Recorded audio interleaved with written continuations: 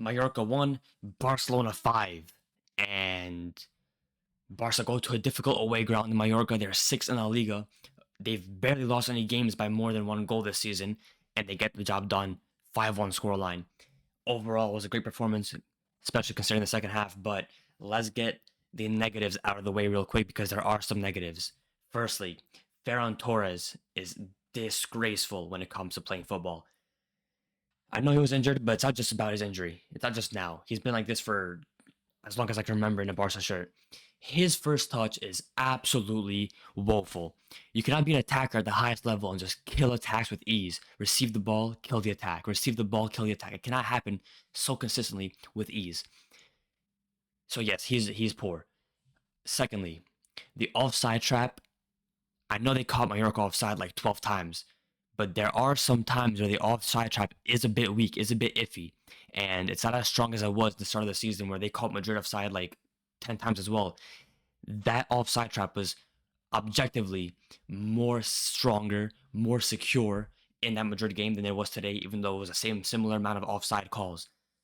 Especially for that goal Murici scored, because the offside trap there needed to be perfect to catch the other team offside, and it didn't happen. I know Barca's going to concede goals every now and again because the offside trap is not going to be perfect, but today specifically, and definitely the past few games in La Liga that they've lost, these last three games, Sociedad, Vigo, and Las Palmas, the offside trap has definitely lowered the level a bit. There's less security with it. They need to rectify that, increase their focus when attempting to do it, and increase their intensity when doing it, especially when pressing the ball while the team's trying to do the offside trap. And the final negative I have for today's game before we move on to the positives, the finishing has got to be better. I know it improved in the second half. There was a lot of goals in the second half though that were basically open nets, but the finishing has got to be better. Ferran Torres is part of that. His finishing is very poor. The goal he scored was a very fortunate goal for him, not even for Barcelona. For him, it was very fortunate. And there was many chances that were missed in the first half and also the second half, to be honest, that should have been scored. Rafinha missed chances, Yamal missed chances, and these were very simple chances to score. It's not just shots that could have gone in. These are shots that should have gone in from positions that were extremely close to the goal, extremely central. These are chances that must be scored, and a better team will make Barcelona pay for not scoring these chances. Anyways, those are the negatives out the way. The positives. The positives are that Barca have won a game away at a difficult away ground by 5-1, and they've regained some form from what they had before this run of 3 games that they had, performing very poorly and dropping points. It's up to Madrid now to win the games and to try and overtake Barcelona, but they have some difficult games coming up. They have Athletic Bilbao tomorrow away, which their stadium is electric, and they have Girona coming up. It's up to Madrid and it's up to Barca for continuing to win games in order to regain that first spot, because let's assume Madrid win both games that they have in hand, they're going to be in first place by 2 points. It's up to Barcelona to make sure they do not have another run of 3 games like they had recently where they just continue to drop points. Today, the subs that Hansi Flick made, when De Jong came on, when Pau Victor came on, these were very effective subs that were made, and they proved to be devastating for Mallorca. They scored 2 or 3 goals, Barcelona, within a 5 or 7 minute interval between that area, 5 to 7 minutes, 8 minutes maybe. There was a lot of goals scored, and this is what needs to happen with the subs. This is what needs to happen with Barcelona in the second half. They need to be ruthless. Do not score 1 goal and then just sit back. Do not score 2 or 3 goals. It doesn't matter how many goals you have. It doesn't matter if you're winning by 10 goals. Continue pushing up and continue scoring. It's not going to be the end of the world if you don't. You need to be ruthless, because the teams that do not give up will make you pay. And I think the fact that they've regained some form here is coming at a very good time, because Madrid now have the opportunity to overtake Barcelona. If Barca continue with winning these games now, if they don't drop any more in form, it's going to be very important for Barca to continue to do these 3-point games, keep winning, because it will just keep Madrid chasing the entire time. Pau Victor is a great super sub to have. He came on and was very effective. I think he should have played more in that during those 3 games that Barca dropped points in. De Jong was good today. Overall, he's been very poor. He was good today, and he had a bit of a different role today. De Jong came on and he was more of a box crasher.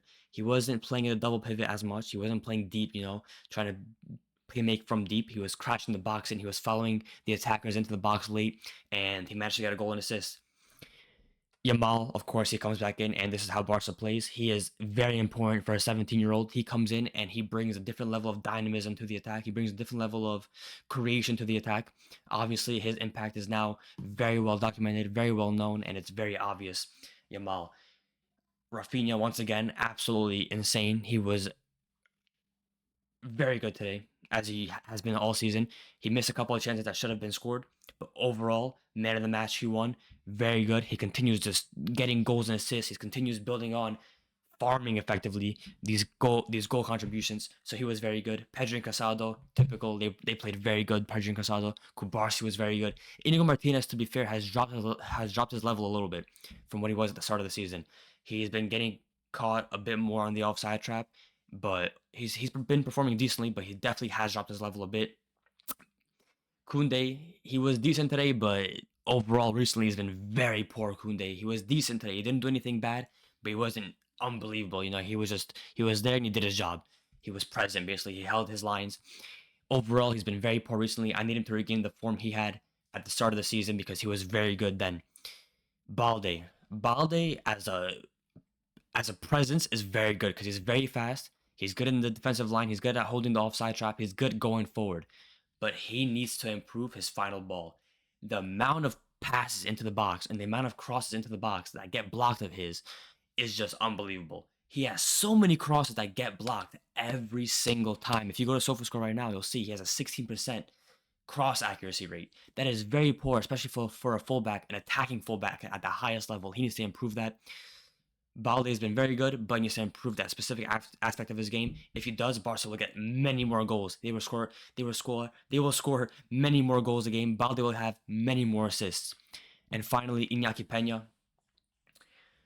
really hasn't had to do much. Most of the chances he has to face end up being offside. The goal he conceded, he couldn't really do much. The offside trap was breached, and Mallorca capitalized.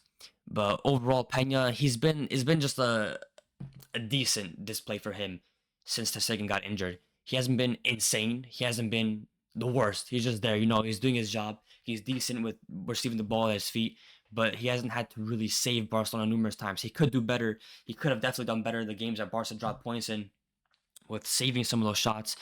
But it is what it is. He's just been average, maybe decent. The subs, other than De Jong and Pau Victor, the subs came in a bit later. Gavi was decent. These players, Fermin came on very late. Eric Garcia came on late. These are players that didn't get too many minutes today, other than Pau Victor and De Jong, who came on and made a strong impact. So it's a strong win for Barcelona. Hopefully they maintain this form now. Hopefully they continue to build upon this and go back to what they were at the start of the season. They have big games coming up again. Dortmund's a big game. Atalanta's going to be a big game in the UCL. There's big games coming up, and the Supercopa's coming up against Athletic Bilbao. They're playing. If they win that game, it's going to be against Madrid. The Copa del Rey is coming up. These are games that Barca must be prepared for. Let me know what you guys think, and I'll see you in the next video.